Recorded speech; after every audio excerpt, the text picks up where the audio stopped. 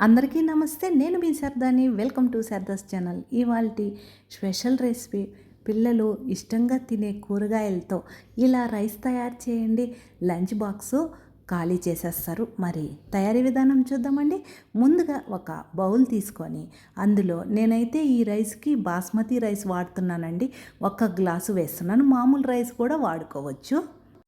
చక్కగా శుభ్రంగా 2 సార్లు కడిగి మనము ఏ గ్లాస్తో అయితే బియ్యం తీసుకున్నామో బాస్మతి రైస్ అయితే 1 గ్లాస్కి 1.5 గ్లాసు వాటర్ వేసుకోవాలి.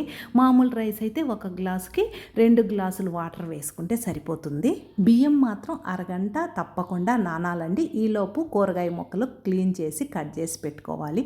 ఉల్లిపాయ ముక్కలు, పచ్చిమిర్చి ముక్కలు, టమాటో ముక్కలు, కాలీఫ్లవరు, క్యారెట్, పొటాటో, కొత్తిమీర, కొన్ని స్వీట్ కార్న్. అంటే ఇవే వేయాలనేం లేదండి. పిల్లలు ఏమేమి ఇష్టంగా తింటారో ఆ కూరగాయ మొక్కలన్నీ చక్కగా ఇలా ఒక ప్లేట్లో కట్ చేసి పెట్టుకోవాలి. తయారీ విధానం చూద్దామండి. ముందుగా ఒక చిన్న కుక్కర్ గిన్నె తీసుకొని 1 స్పూను నెయ్యి, 1 స్పూను నూనె వేసుకోవాలి. ఇవి బాగా హీట్ అయిన తర్వాత ఒక యాలుక, దాల్చిన చెక్క, 2 లవంగాలు, ఒక బిర్యానీ ఆకు, 1 స్పూను జీలకర్ర చక్కగా వేగిన తర్వాత కొన్ని సన్నగా కట్ చేసి పెట్టుకున్నటువంటి ఉల్లిపాయ ముక్కలు వేసుకొని, ఉల్లిపాయ అనేది పచ్చివాసన పోయి కొంచెం కలర్ చేంజ్ అయ్యేంత వరకు వేయించుకోవాలండి. అలాగనే 2 పచ్చిమిర్చిని కూడా కట్ చేసి వేసుకోవాలి. ఇదంతా మనం తీసుకునే రైసును బట్టి, మనం తినే కారాన్ని బట్టి వేసుకోవాలండి. ఇలా వేగిన తరువాత 1/2 స్పూను అల్లం వెల్లుల్లి పేస్ట్ వేసి, అల్లం వెల్లుల్లి పేస్ట్ కూడా పచ్చివాసన పోయేంత వరకు వేయించుకోవాలి. ఇలా వేగిన తరువాత ఇందులో నేను ఇందాక చెప్పాను కదండి, కూరగాయ మొక్కలన్నీ కట్ చేసి పెట్టుకున్నానని. అవన్నీ అంటే capsicum, carrot, potato, sweet corn అవన్నీ వేసుకొని 1/2 స్పూను పసుపు, ఈ ముక్కలకి సరిపడినంత ఉప్పు వేసుకొని చక్కగా కలిపి మూత పెట్టి మగ్గించుకోవాలండి. వాటర్ ఏమీ పోయినవసరం లేదు.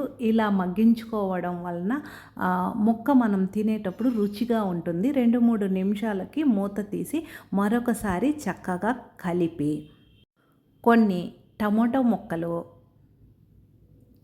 సన్నగా కట్ చేసి పెట్టుకున్నటువంటి కొత్తిమీర 1 గుప్పెడు, 1 స్పూను పెరుగు, 1 స్పూను కారం, 1/2 స్పూను ధనియాల పొడి, 1/2 స్పూను వేయించినటువంటి జీలకర్ర పొడి, 1/2 స్పూను గరం మసాలా.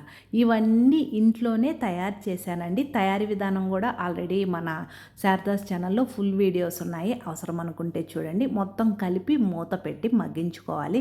ఇలా అన్ని ముక్కలు మెత్తబడిన తర్వాత మరొకసారి కలిపి ముందుగా మనం నానబెట్టుకున్నటువంటి బాస్మతి రైస్ ఉంది కదండి, ఆ రైసు వాటరు 2 ఒకేసారి వేసేసుకుంటే సరిపోతుంది. ఇప్పుడు మనము రైసుకు తగినంత ఉప్పు వేసుకోవాలి. ఆల్రెడీ మనము ముక్కలకు సరిపడినంత ఉప్పు వేసామండి, చూసి వేసుకోవాలి. చక్కగా ఒక్కసారి కలిపి మూత పెట్టి 2 విజిల్స్ వస్తే సరిపోతుందండి. బాస్మతి రైస్ అయితే 2 విజిల్స్, మామూలు రైస్ అయితే 3 విజిల్స్ వస్తే సరిపోతుంది.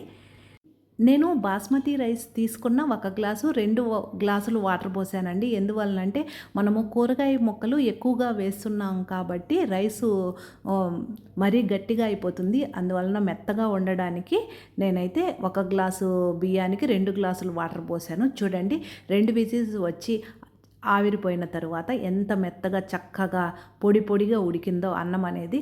నేనైతే రైసు తక్కువ, కూరగాయ ముక్కలు ఎక్కువగా ఉండేట్లు చూసుకుంటాను ఇలా రైస్ తయారు చేసినప్పుడు.